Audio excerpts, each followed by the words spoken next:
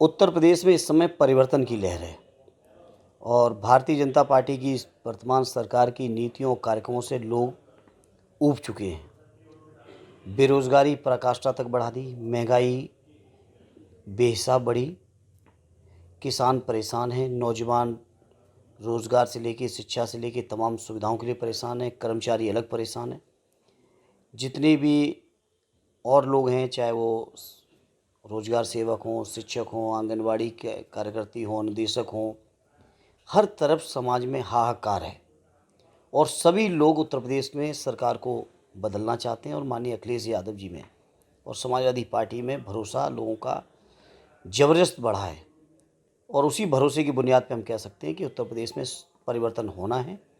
और एक बार फिर से समाजवादी पार्टी की सरकार आनी है। देखिए, एजेंडा और हमारी प्राथमिकताएं लगातार जो जनहित में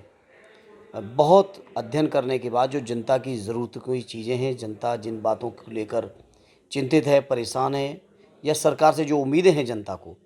उसी के अनुरूप समाजवादी पार्टी का लगातार घोषणा पत्र आ रहा है। पहली घोषणा की थी कि 300 यूनिट बिजली तक घरेलू कनेक्शन में सरकार मुफ्त करेगी समाजवादी सरकार। साथ ही साथ किसानों की सिंचाई का भी जो बिजली का बिल है वो माफ़ होगा। इसी तरह से जो गरीबों को, परिवारों को देने का, सहायता देने का, जो राशन देने का है, आगामी समय में जब समाजवादियों को मौका मिलेगा तो हमेशा के लिए, ये चुनाव देख के नहीं, बीजेपी के लोग जो चुनाव देख के काम कर रहे हैं, समाजवादी सरकार बनेगी तो हमेशा हमेशा के लिए गरीबों को राहत मिलेगी। गरीब माताओं बहनों को 1500 रुपये की समाजवादी पेंशन, जो पहले 500 रुपये हुआ करती थी, आज 1500 रुपये देने का वादा माननीय अखिलेश यादव ने किया है। केवल आईटी सेक्टर में, अभी और सेक्टर तो बहुत बाकी हैं, घोषणा पत्र में आएगा डिटेल में। केवल आईटी सेक्टर में 22 लाख नौजवानों को रोज़गार देने का भी वादा किया समाजवादी पार्टी ने। जितने भी सरकारी कर्मचारी हैं जो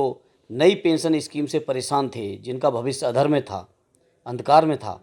उनके लिए भी पार्टी ने तय किया कि पुरानी घोषणा की पेंशन की जो योजना थी, पुरानी पेंशन की, उस योजना को लागू करेंगे। तो जो लोगों की ज़रूरतों की चीज़ें हैं, उस पर समाजवादी पार्टी लगातार चिंतित है। किसानों के लिए कहा है कि जितने किसान आंदोलन हमारे किसान ख़त्म हुए हैं या उनकी हत्याएं तक हुई हैं, उन किसानों के परिवारों को 25 लाख रुपए की आर्थिक सहायता के तौर पे मैं समझता हूँ मैनपुरी ज़िला, ये करेल क्षेत्र बहुत पुराना समाजवादी किला है और उस इलाके में और उस इलाके के आसपास के इलाकों में जो राष्ट्रीय अध्यक्ष जी ने करेल से लड़ने की घोषणा की है, बहुत ही उत्साह है, लोगों में उमंग है और मैं समझता हूँ ऐतिहासिक जीत होने जा रही करेल से। योगी जी तो अयोध्या जी और सब छोड़ के चले गए गोरखपुर। अब वो जाने, उनकी पार्टी जाने, लेकिन हाँ, सुना ज़रूर था कि अयोध्या जा रहे हैं, लेकिन ये भी साथ में सुना है कि बीजेपी के लोगों ने अयोध्या उनको नहीं दी, वापस गोरखपुर पहले ही भेज दिया। हालांकि जनता 10 मार्च को भेजने वाली थी, लेकिन बीजेपी के लोगों ने पहले ही से वापस भेज दिया।